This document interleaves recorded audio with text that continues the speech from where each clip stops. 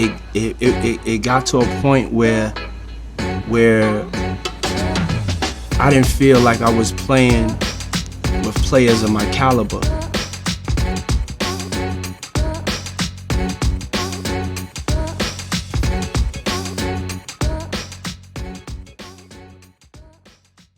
Today were in class. Impressive.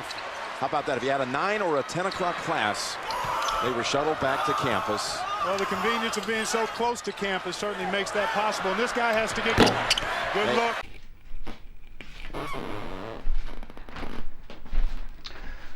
All right, welcome everybody to another episode of Wednesday Night Playbook. I'm your host, Antoine Miller.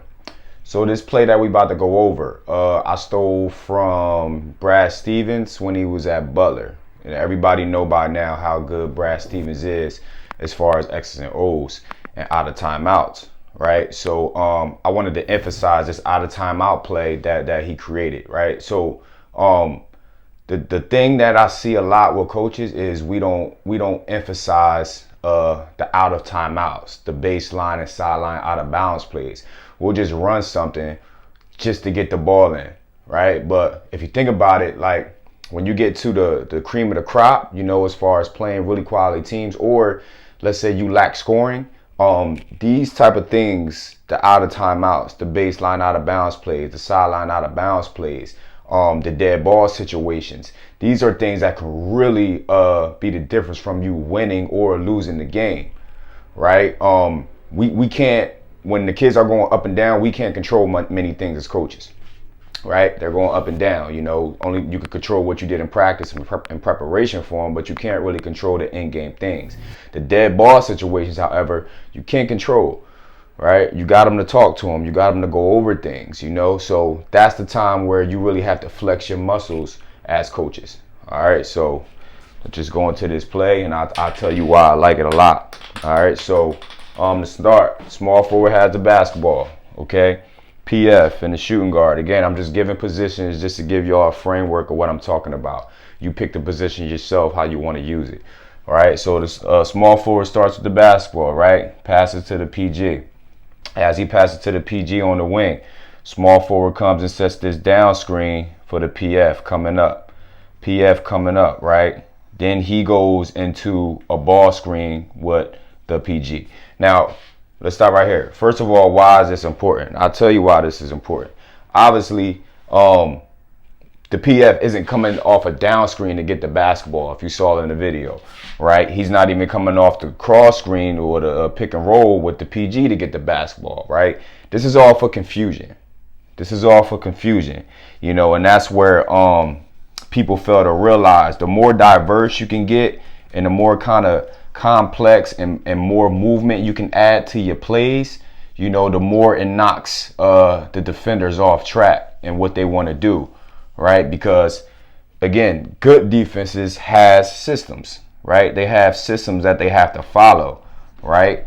This guy might have supposed to been able to hedge on this. He might have had to show and get back, you know. A lot of systems, you know, good defenses just don't switch everything, right? And if they do switch, it's a mismatch, but good defense just don't switch. They got systems. So you have all this type of movement off ball, really confuses the defense to start, right? So I just wanted to lay that out there to start. Very important, right? So now the small forward passed the ball, he got out.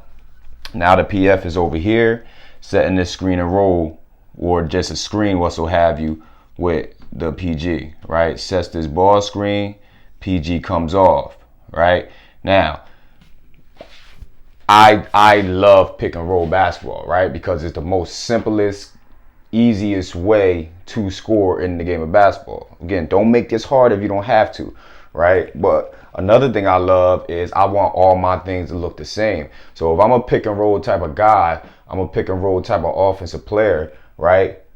You would assume that if I'm setting a pick and roll, I'm coming off the score, right? Or give it to my PF.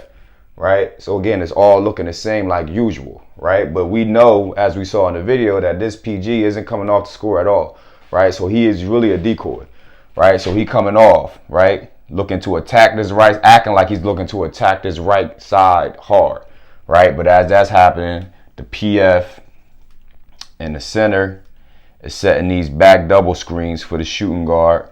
And again, it's up to the shooting guard to come through the way you see fit. It might be over, it might be through this way, right? But whatever you choose to do, he's coming off as the whole defense drifts this way, right? Pass back. You should have a 3 for that shooting guard on the backside. Really good way to, get a 3 out of a timeout. Start the quarter off with a play. End the game 3. That's the things we got to get better at. That's the games we got to be more prepared for as coaches. These type of situations. All the other stuff is easy, right? But you got to prepare for the thing that most teams are prepared for. Are you ready to draw up a play like this with 5 seconds left, down 2 or 3? That's what you got to ask yourself as coaches, right? And that's where we got to get to. So, yeah, there you go. For a 10 o'clock class, they were shuttled back to campus. Well, the convenience of being so close to campus certainly makes that possible. And this guy has to get going. Good luck.